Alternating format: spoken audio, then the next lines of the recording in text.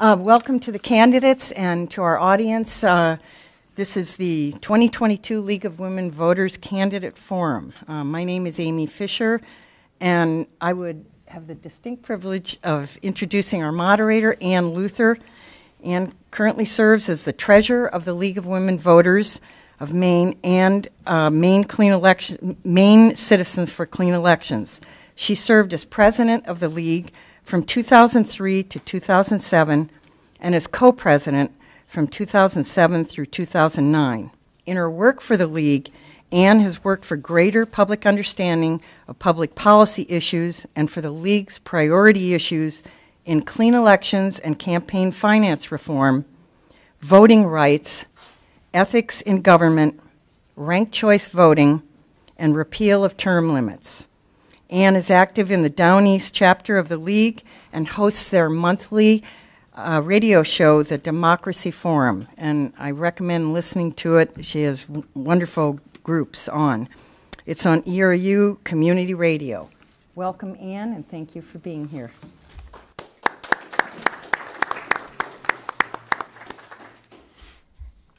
Thank you, Amy. Can you hear me okay? Am I close? I'm not close enough to the mic. How's that? All right, there we go. Thank you, Amy. It's a pleasure to be here. Our time will go quickly, so we'll get right to it. The Mid-Coast chapter of the League of Women Voters invited all the candidates in legislative races in their district to participate tonight. Only the candidates from District 43 and District 44 were both able to participate, so these two forums are the ones that we're holding tonight. We are live streaming the event and recording it for later viewing. The video will be available on the League's Facebook page and through the League's online voter guide at vote411.org. The League of Women Voters of Maine posts recordings of forums in order to inform voters. These recordings are unedited. Viewers may share or embed the complete video. However, no parties are authorized to download, edit, or distribute any part of the recording without written consent from the League of Women Voters of Maine. Excerpts or edited clips of recordings may not be used for partisan, political, or campaign purposes. We appreciate your cooperation in this.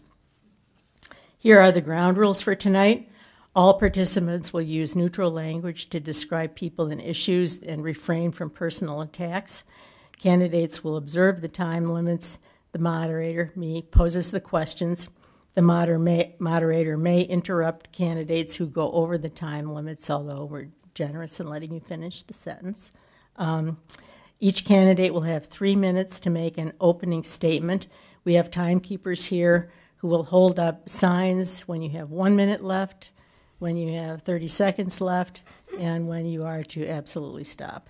The candidates have drawn lots for the order in which they speak. After their opening statements, the candidates will take turns answering first.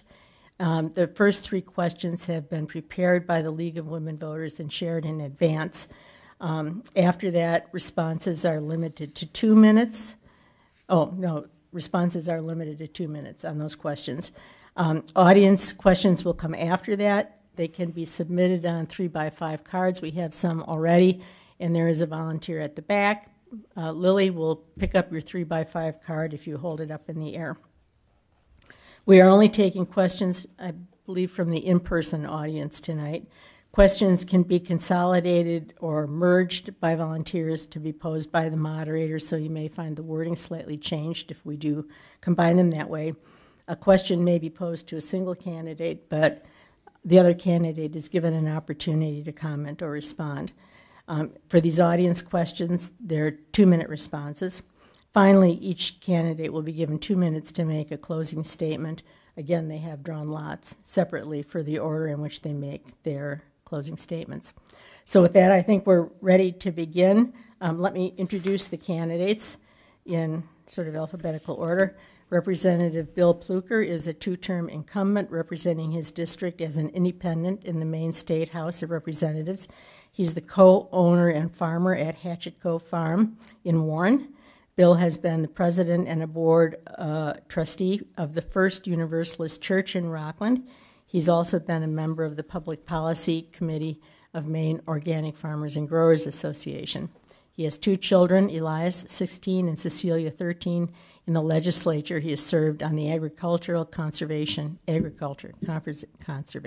Forestry Committee, as well as the Criminal Justice and Public Safety Committee. Crystal Robinson is a Republican candidate for House District 44. She is married to her best friend of 30 years, Christopher Robinson. They have 2 children and 2 grandchildren. Her first job was raking blueberries. By the time she was 12, she was a waitress at her grandmother's restaurant. Help me with the pronunciation. Ifemes Diner in Thomaston. After college, Crystal worked for Procter & Gamble in Switzerland. Returning to Maine, she taught French in Rockland while her husband Chris joined Crystal's family business, Daggett Builders, Inc. When her mother retired, Crystal also joined the business as office manager. Crystal has been active in her community, has volunteered as an EMT, co-sponsored land trust projects, and served on the school board and the Board of Assessors. So welcome to both of you, and thank you for coming tonight. I think Bill drew the straw to go first with opening remarks, yep. So go ahead, Bill. Yeah, thank you so much to the League of Women Voters for having me here. Thank you to everybody here for taking the time to come out tonight. As we know, this is what makes democracy happening, is speaking to each other and talking to each other and really getting a feel for what's going on. Thank you so much to Ms. Robinson for being here and taking the time, because as you heard, some folks didn't. I'm a farmer. I've been a farmer for going on 18 years now in Warren. As a small business owner, I understand the impact of rising costs, the impact of struggling to keep your family going and taking care of your family, while at the same time making a living with your own 2 hands. And this is a problem, or this is a challenge that many of us face here in the Mid-Coast, people in my district face, and I know that experience, and I'm proud to serve and represent them from the point of view of that experience. I'm also a father, and I just want to give a shout out to Kelvy, who is living with us now. So we have 3 kids at the house, and I know how important it is for us as parents, as families, to care for those children, as communities to care for our kids, and fundamentally in the schools, because the parents are the backbones of making sure those schools are working. And then also, I've been a legislator. As was mentioned, I've been on both the ACF committee, Agriculture, Conservation, and Forestry Committee, with my background in agriculture there. It's been an amazing experience to be there, defending the agricultural industry, working for small farmers of all sorts. We've made amazing strides through the years, but there's still work to be done. And then I've also been on the Criminal Justice and Public Safety Committee, where I've been working to support and defend to support the staff at the correctional facilities and making sure that they are heard and their needs are heard in the legislature. In both terms I've been up there, I've submitted legislation to improve their wages and benefits while they're there.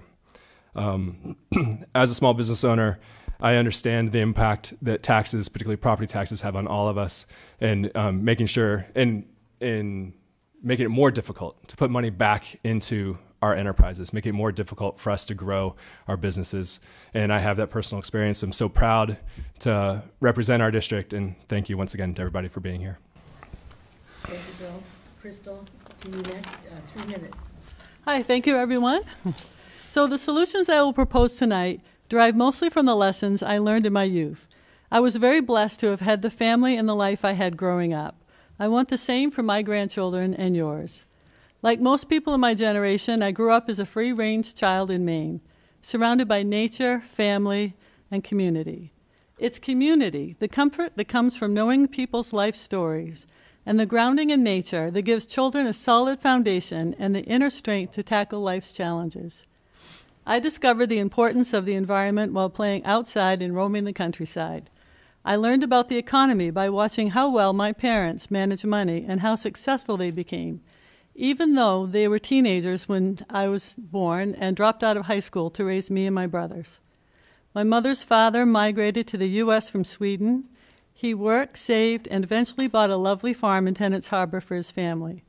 I always thought of him as well off, even though he didn't have what we consider essential today, like indoor plumbing. I learned a different economy lesson from my mother-in-law. She grew up in the shadows of Hitler's retreat. I learned from her that you can do everything right, but government can sweep it away in an instant. Her family was prosperous, but Hitler's army took it all.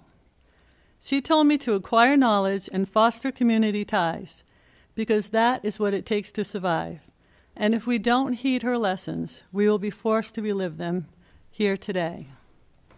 Health, both physical and emotional, starts at the kitchen table with a family. Families used to live off of one salary. It can still be done today. Our daughter and her husband are making the sacrifice for their children. Even with today's high prices, they are surviving on one income by managing their money wisely and by doing without the things that don't really matter in life. I'm so grateful that we didn't have TV in my early years. My father's father, who lived to 102, warned me that TV was destroying our community. I could see that too, and it applies even more to the social media of today. Media brings a distorted view of the world into our living rooms. Advertisers convince us that we need their products to be happy. If all children were kept away from technology until they were mature enough to use it without it using them, half of the problems in our society would go away. This may meet with disapproval by promoters of technology-based early education, but one only has to consider the poor educational ratings in Maine to suggest that I am not an outlier in seeing this. We can give the next generation what I had, but only if we remember the values that allowed us to thrive. We cannot buy into the false promises of government handouts. I will bring us back to the basics. Give people the freedom to focus on the most important things in life. A government that lets people be healthier. Oops, okay. All right. Thumbs up. Good job. Okay. We're now going to go to the, can you hear me now? Yes, okay. We're going to go to the three prepared questions that the candidates received in advance. They have graciously allowed us to come back to 2-minute responses, so we'll alternate going to Crystal first. What are the impacts of changing climate in your district, and how can they be addressed by the legislature? Okay. Climate change, that word doesn't really mean a whole lot, and it causes anxiety. It's like saying the sky is falling and there's really nothing we can do about it. I feel sorry for our children having to live under that cloud. I prefer to use specific terms to address specific issues. For example, if we all wore clothing from natural materials and we didn't wear polyester, then we'd have less microplastics in our society, in our water. And that's something that people can deal with because they have a specific thing. But if we want to talk about climate change, we can talk about winter. Winter's a climate change. And winter is coming, and people are really going to be hurting. The measures that federal government has taken and the lack of foresight in our state government are going to cause people to freeze in their homes. There are going to be food shortages. Our president has warned us about this. The cost of wood has doubled. The cost of electricity has tripled in the last 3 years, at least in my bill. State government should focus on our energy infrastructure. We should look at it in a non-biased, unpartisan way and lay all the options out on the table. Invite participation from all sides and publish the results on maine.gov for all to see. And then try to get a large majority to pass something that makes sense long-term for our state. Thank you, Crystal. Same question now to you, Bill. First name's okay, I hope. It's fine with me. Thank you. What are the impacts of changing climate in your district, and how can they be addressed by the legislature? Yeah, I think the impacts of changing climate are big and dramatic. What we're seeing on our farm is the need for increasing irrigation. We've had to shrink our acreage from 6 acres down to 1 or 2 because we just don't have the irrigation water to make up for it. For the first 15 years of farming, we never irrigated. The rain came from the sky. We also have a dug well on the farm. It's now gone dry the last 2 years. For the first 16 years, it never went dry. So this is having an impact on all of us fundamentally. I've also seen the impact. All of us are seeing the increase in ticks. We're seeing the increase in brown-tail moth. This is because some of our winters are less severe. It's not knocking it back. It makes it harder on the farmers. Things that we depended on with a certain amount of resistance to some of these pests, we can't depend on the same way as we once were. Our waters off the coast are warming faster than almost anywhere else in the ocean. And the lobster are migrating, and it's making it more difficult on all of us. So these are real impacts from climate change that we're feeling here locally that have real economic impact on us. And we have been working to make these changes in the State House. progress has been made, but we got to keep working on it. And I just want to mention PFAS, perfluoroalkyl substances, which is a contaminant in our fish, our deer, our water, our land, that I've made big moves to make sure that we stop that contamination and start protecting our farmers and our land and food supply and children. Thank you. All right, good. We'll go to the second question to Bill first. What are the major economic problems in your district, and how do you propose addressing them locally and in the legislature? Thank you. Yeah, and I referenced some of this in my opening, but as a business owner for the last 20 years, the impact of inflation on running our business is dramatic. The cost of fuel is going up, the cost of amendments and fertilizer is going up, and this makes it harder on all of us. When we see food costs increasing across our district, when we see fuel, when we see the cost of getting anywhere increasing, we live in a rural district, we choose to live in a rural district, we want to live in a rural area, but it's making it harder on all of us. And so as a legislature, we need to work as hard as we can to rein in that inflation. And the number one way we can do that is looking at property taxes, right? We've all seen our property taxes go up and up and up. And that's a place where we have direct impact as a state legislature. And particularly this has fallen down hard on our long-term homeowners. People have been in their homes for 20 or 30 years. They're now at retirement age. They never expected to be spending 10, 15 times what they originally spent in property taxes when they bought the place. And so we need to protect those long-term property owners in that way. And we've made big strides in the state legislature since I've been there. We've fully funding education at 55%. As we know, most of our property taxes go to funding the schools, and that burden belongs on the state, not on our municipalities and our property taxpayers. We've also fully funded municipal revenue sharing, making sure that the municipalities get their full share of sales tax revenue that should not stay with the state. It needs to be coming back to the towns, so that also that relieves pressure on the property taxpayers. And then it goes on, but housing. We have people moving here to the state because of climate change, because of the pressures of the pandemic. They want to live here because we have a better way of life, and that's putting pressure on our housing infrastructure. It's causing all of the value of our homes to go up, which increases the assessments, which increases the property taxes once again. So we need to make sure that there's a stable housing infrastructure for all. Thank you. Thank you. To you, Crystal, what are the major economic problems in your district, and how do you propose addressing them locally and in the legislature? Okay. Well, the Maine Chamber of Commerce rated my opponent a 15.5 out of 100. That puts him in the bottom 15% of legislators who support the Maine economy.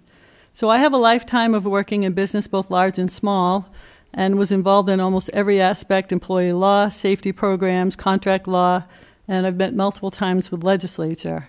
Inflation, it's a major problem, and a lot of it's caused by the federal government, but it also is caused by state policies.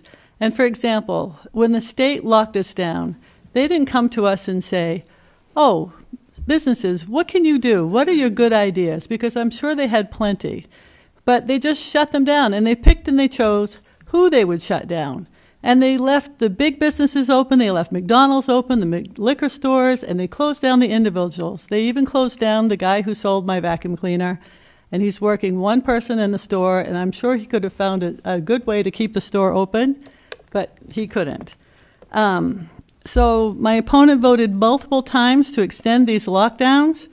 Our governor is not a queen. So she can't just decide what everyone says. And businesses need less regulation, affordable energy, stability, infrastructure, and they need employees. We have to stop paying people to stay home. If they're on unemployment, they should be actually looking for jobs. The lobster industry, look at what's happening there. They need support. And I probably should stop because I have more. Okay, yeah, I'll stop there. Okay. You had 30 seconds. Yeah, right. Could I take that 30 seconds to rebut? Yeah. I thought we weren't doing personal attacks. Voting she record. didn't attack you, did she? No. Okay, okay. Audience. Yeah, I'm ready if you are. Come on. Audience. Stay out of this, please. Okay? I'm just gonna say that I don't think record comparisons or quoting statistics are necessarily personal attacks. I think that you can use part of the time on the next question if you would like to rebut that. Thank you. I appreciate it. All right. So I'm speaking into the microphone as good as I can. Okay, here we go. You ready? Okay. So we're on to the third question, which goes to Ann first. But remember that thought. Hold that thought. Okay. Oh, Ann, Crystal, sorry. I'm back on the other debate. Yeah. Crystal, what are the challenges for health care in your district, including mental and behavioral health, and how should the legislature address them? Okay. So as I said before in my opening statement, healthcare starts at the kitchen table with family, and that's both emotional and physical health. And my doctor told me once that 80% of our healthcare problems are due to choices. But with all the craziness in the world, people are driven to find some kind of relief, whether it's drug use or suicides. And I find that really sad. If there's one thing I would fix, though, it's Maine care. Maine care needs improvement. Working people are frustrated, especially if they're on that line between Maine care and other care. They're constantly going back and forth. They spend a lot of time on the phone. They don't get any answers. They get conflicting answers. If they get their dental insurance, but no dentist will take them because it doesn't pay enough. And they have no skin in the game, so sometimes the dentists are saying that they don't show up, so the dentists don't want to take them. And so that's another issue. And 1 in 4 babies are born addicted. That's something that we really need to work on. We need treatment centers, and we need to involve community. It can't just be government taking care of this. And nurses are telling me that people are dropping off their elderly relatives at hospitals because they have no place to go. And these people are staying in these hospitals for up to 2 years. So we need something, but not just long-term care, maybe something creative where the people can stay at home with their families. And then another thing, patient privacy is critical. My opponent voted against an act to protect the privacy of an individual's medical data, particularly for vaccines. And I think we should, it's our data. The government, federal government should stay out of it. And doctors and patients should be making healthcare decisions, not politicians. All right. To you, Bill, what are the challenges for healthcare in your district, including mental and behavioral health, and how should the legislature address them? Thank you. I think we'll address some of those other issues in my closing. Fundamentally, healthcare is about affordability and access. And we live in a rural area where where getting to the doctor is increasingly more and more difficult for multiple reasons. We have, there's a lack of staff, there's a lack of actual people, providers, who can come up to us and offer us the care, or we can go to and ask for the care that we fundamentally need. We have people in my own family who need therapy, need to be looking for help, and we've struggled to find the providers that we need. In my own family, we pay, even though I'm a state employee, we're paying $8,500 a year for our family of 4 for health insurance. It's almost 2/3 of my salary from the State House. This is not something that's sustainable for our communities. My parents are regularly driving to Bath or Portland, a 3-hour round trip. They're elderly. Luckily, they can make that trip. They have each other to support each other to make that drive. But they shouldn't be forced to go. And what about folks who don't have access to that kind of to the cars? We've seen increasing increase since the pandemic. The youth need more and more mental health care, behavioral health care. We don't have those kinds of resources in our community. We need to and they're turning to drugs and crime. If we want to avoid those impacts, we need to have the mental health care infrastructure that they need to support them to get out of those habits. We also need to make sure that we're supporting the people who are staying at home to care for their loved ones. We have tons of people who need to be at home, who are taking care of their loved ones, who need to be compensated fairly for the work they do. It's a valuable service for the entire community that they're providing. This morning I was substituting in the schools, and I've just seen the increase in need from all of our children. And we need to be there for them, and especially by building healthcare infrastructure. Thank you so much. All right, thanks. We'll now go to the audience questions. These will be 2-minute responses again, and continuing with the alternating first and second, Bill will go first. Do you trust Maine's system for election results? And if not, why not? Yes, I do. It's our local communities. It is the people, our neighbors, who are running our electoral systems. It's our clerks in our town halls we have to offer them our trust. They're the people we know. If we have a question, we go to them. We ask a question. I've personally stood at most of the elections in Warren over the last 4 years and seen what happens. And these are my neighbors, and I trust them fundamentally. And we're lucky to have a system that's based in our local communities that's not being exported to other places. All right. To you, Crystal, do you trust Maine's system for election results? And if not, why not? Well, one thing I learned when we were in business, if somebody comes to you and they have a problem, don't tell them that there is no problem. Listen to them and figure out why they feel they have a problem. And I think that's where we are now. We have half of this country that believes we do have a problem. And rather than deny it, we should look at why. What's changed? What laws have changed? What are we doing differently? People have been questioning our elections since 2000, both parties. So this is not new, but it is getting worse. I mean, some states are allowing illegal immigrants to vote in local elections, and no voter identification is needed. And then we have ranked choice voting. It's complicated, and people don't understand it. And when people don't understand something, they don't trust what they don't understand. So I think that's, we need to look into it. And if it's an issue, it's the number one most important thing for our country to be together. And so if people don't trust the elections, we need to find out why and solve the problem. All right. And the next audience question goes to Crystal first. Can you please describe how your campaign is being financed and why you chose the option you did? Okay. So I'm running as a traditional candidate, and I did that because I do not want to take government funds. And I think most of my campaigns are coming from people, like small amounts here and there, and I have to say I'm very proud of that. Finished? I am. All right. Same question then to you, Bill. Can you please describe how your campaign is being financed and why you chose the option you did?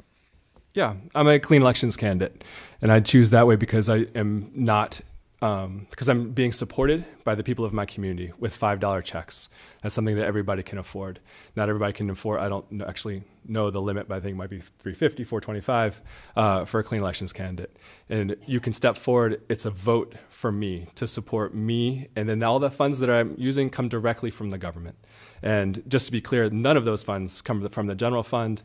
There are a separate trust fund which is put together for the funding of the clean elections candidates.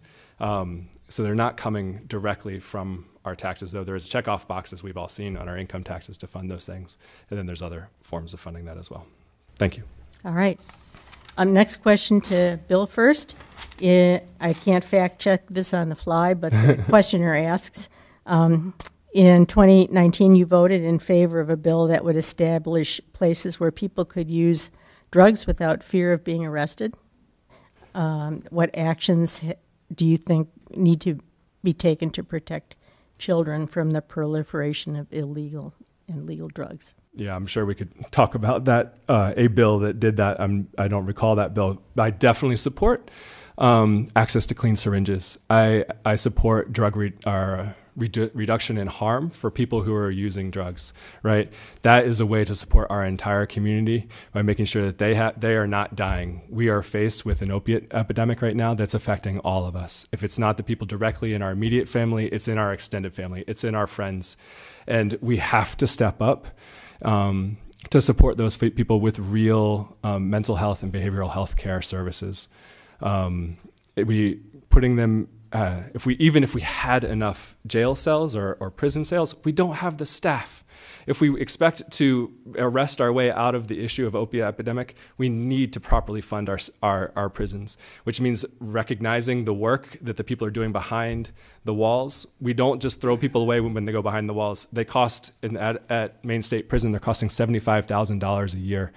And so we need to make sure that they're going there, getting the services they need by professionals who are paid adequately. All right. Rephrasing the question a little bit, because it was for him and now to you.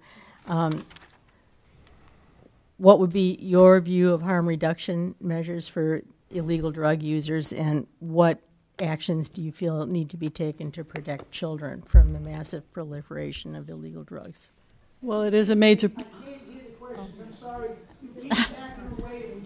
I'm sorry. I guess I'm turning my head like this. And would you like me to say it again? All right. So the question is to Crystal is, what would be your view on harm reduction measures targeted to illegal drug users, and what actions do you feel need to be taken to protect children from the massive proliferation of illegal drugs? I think illegal drugs is something that affects every family, and it's a societal issue that cannot be easily or quickly fixed. And it's something that community and the legislature need to work with on together. I think we should do this county by county and come up with creative solutions and maybe do a study group and just see what can we do. Another thing we're dealing with is the open borders and all this fentanyl that's coming through, and we need to control that. We need to bring people in legally and vet them and make sure that they're not just bringing things across. All right. The next question is about book banning. What do you feel about book banning in school libraries, Crystal?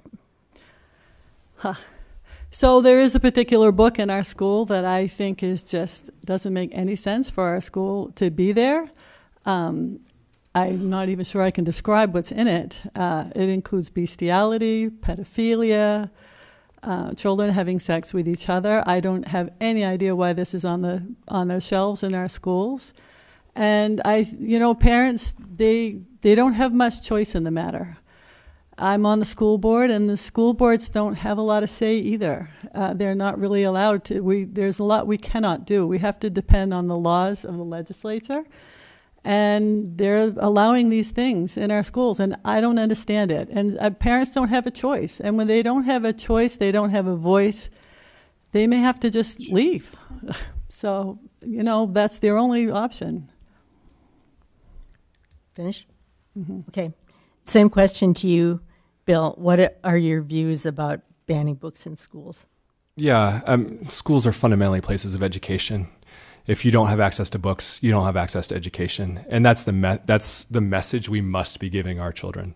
We also have to be giving our children the message that we support you. We trust you in the process you're going through, and we're there for you, right? And removing access to books in the library is not the way to go about it. Currently, the book in question at Monmouth Valley High School, there are 2 copies on a shelf, one of which has been checked out once, to my knowledge. This is not a major issue for the children at that school where I was substituting just this morning. This has become a major issue for people who are trying to build a momentum before the election. And I fundamentally believe that I am there to support my children in whatever they need. And yes, it's a complicated issue that they need to help and struggle with, but I'm there for them. And as a substitute teacher, I would be there to have a conversation with them. And banning books is just not what we do in this country. Thank you. All righty. Next question, which came up in the last forum as well. Given that Roe v. Wade has now been overturned, would you favor any changes in Maine law regarding abortion? I'm first. Yep, you're first. Yep. Thank you. I'm endorsed by Planned Parenthood. I've always voted in line with Planned Parenthood. We are not looking, to my knowledge, to change any laws in the Maine books at this point, and I would certainly support. I would support maintaining the way they are and oppose any attempt to make any changes. Now to you, Crystal, same question. Now that Roe has been overturned, would you support any changes in Maine law regarding abortion? Yes, the Constitution supports life, and I support life. What I would not support is forcing insurance companies, like my opponent did, to fund abortions. I would not support taxpayer funding of abortions. I would not support doing what we're doing in 7 states in this country, which is allowing abortions up until the day that the child is born. Maine restricts abortion in the 3rd trimester when the baby is viable. And we may not agree about when life begins, but one thing we can agree on is that we probably want less abortion. When it was legalized, it was promised that it would be rare. And I think the one thing I would like to focus on is to support women, give them what they need to help them. And rather than change the law as it is right now, focus on life and focus on helping people make better choices and take care of the children that they have. All right. Next question to you first, Crystal. Do you support offshore wind? If so, how far offshore? Well, I have a lot of questions about offshore wind. There's all the oil that's being used in them to pump, and that just ends up in our oceans.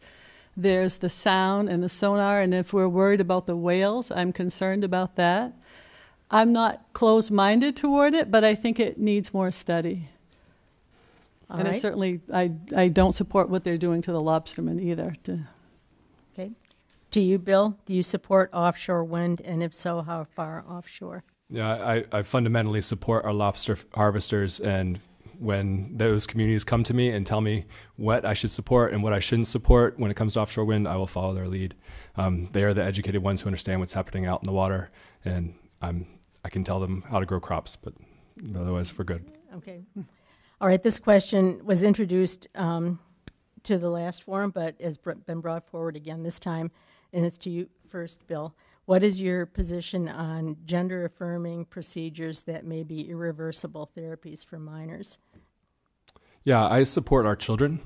As I said, I have 3 children who live in my home. Everything I do in my day is to support them and the work they do, or the work they do, the study they do, the living they do, the playing they do. I support that in them. If there are children who go to a doctor and the doctor says they need this, I support those children. That's who I am as a person. That's who I am as a teacher. That's who I am when I go to the legislature. And that just doesn't change. That's a bedrock for me. All right, to you, Crystal, what are your views on gender-affirming procedures that may be irreversible to minors? So in general, I'm for medical freedom. But in this particular case, we're talking about irreversible surgery. And we're talking about something now. I realize that some people, I've talked to people who question their gender from the time they were young, and I have a lot of empathy for those people, and I can understand that maybe if that's something they had wanted to do back before it became a fad and they talked to their parents about it, maybe. But I think now, definitely not. I would not support it. It's irreversible, and I think these children are just going to possibly regret it. I mean, we have the bodies we have, and I think it's much healthier to teach children to learn to accept themselves for who they are. Okay. I'm not sure exactly what measures this questioner has in mind, but I'll pose it to you first, Crystal, anyway. How would you continue to support children begun in the past legislatures, support for early childhood education, health, and education, support for children? Right. So I like the Scandinavian system where children are allowed to be children until they're about 7 years old. And they're nothing formal. I definitely do not like computers for young children. I think it's very important to just let them explore the world, let them think, let them play, let them hear a lot of stories. I find it too bad to put children in school, like pre-K. I know there are some families that have to do that, and so it's okay to give them that option, but I would much rather support having families take care of their own children at home until they're ready. And I think waiting till a child is 7 to start a formal education makes a lot of sense. All right, same question to you, Bill. How would you continue support for children, early childhood education, health, and education? Yeah, there are working families in our communities who can't afford to stay home with their kids, right? Because we're struggling, because prices are going up, because we all have to work together as a community to take care of those kids. And we know that when we put money into the healthcare, the education of those children at a younger age, it saves us money down the line. And that's the work that we need to do as a legislature and as a government, is look after those kids, because we have a system where families have to work because of the challenges that we're all facing. And so I support, once again, I support those families and giving them access to the services and the education those children need. All right, great. We are now almost out of time, so we're going to go to closing statements. Again, we drew lots for who would go first. Bill gets the last word. Crystal goes first. Okay. All right. Thank you very much for listening. As you can see, Mr. Pluker and I differ in our views, but that doesn't mean that people like us could not work together. It simply means that we'll have to work a little harder to find common ground. And when done correctly and respectfully, this is how government was meant to work. It is a system of checks and balances. It moderates the more extreme views on both sides. Mr. Pluker's views represent the current majority party. The Democrats have controlled the House of Representatives for 48 out of the last 50 years. With rare exception, we have had one-party rule in the state for the last half-century. What motivation does the majority party have to work with a minority party when they don't need any minority party votes? Bill may call himself an independent, but his voting record clearly shows that he fully supports the Democrats' party's agenda. Votes don't lie. The Democrats are obviously very pleased with his votes because in the 3 times that he has run, they have never put up a competing candidate. They support his campaign with their time and their money. To help you make an informed choice, I shared a lot of information about myself on my website. You deserve to know my full background, my experience, and the values I will bring to the table. My website is crystalformaine.com. On one of my blog sites, I listed some of the votes that highlight the difference between myself and my opponent, and I give you all the links on maine.gov so you can check this for yourself. I did my best to fairly represent the differences between Mr. Pluker and I with what I was able to find, and I hope you find this information helpful. The voters deserve more transparency. If you determine me as the winner, my promise to you is that my voting record will be regularly posted on my website to help you find where I stand on the issues, and my phone line will always be open to answer your questions and concerns. The choice is yours. Thank you. All right. Closing statement for you, Bill. Thank you. I think what we've seen here is we fundamentally need a legislator, a representative of principle in the State House. If you believe in medical freedom, you should believe in medical freedom across the board. You believe in medical freedom for being pro-choice. You believe in medical freedom for the children and the choices they need to make. You don't say, I believe in medical freedom except in this case or except in that other case, right? We stand up. And there's a reason why the Chamber of Commerce doesn't like me. It's because I stand up for what I believe in, because they have well-heeled lobbyists in the State House walk in the corridors in suits, and I come in dressed like this, maybe with a tie because we have to wear a coat and tie in there. And I fight them. I work against them. I'm not bought by them. And so they don't put out numbers that support the work that I do. And they play a partisan game. Fundamentally, they play a partisan game. And that's not what I'm there to do. I'm there to represent the people of our district, support the working people of our district, because a two-party system got us where we are. When people go up there and continue to bicker and fight back and forth, the same problems we're seeing now continue. And I am going to be up there and be an independent voice, as I have been an independent voice. And for a lot of the votes, we need 2/3. You have to work across the aisle. And my voting record doesn't lie. I've been pro-Second Amendment rights. I've been pro-medical freedom all along. I've voted with the Republicans with national popular vote. And you can see that there are all kinds of ways. But the Democratic Party understands that I am easier to work with than some of the Republicans up there. And I can be a voice that goes across the aisle and goes both ways. And I've been that voice working in bipartisan legislation. I've been effective. I've fought for our farmers. I've fought for our working people. I've fought for our correctional officers. And I'll continue to do that work. And I ask for your vote and your support on November 8th. November 8th. Election Day, November 8th. That's it. Thank you all for coming tonight. Thank you to the candidates. Thank you to the league. Thank you very much. Thank you. I didn't mean to come down on you personally. No. Thank you. Yeah, thank you. Yeah. Thank you. Yeah. Thank you.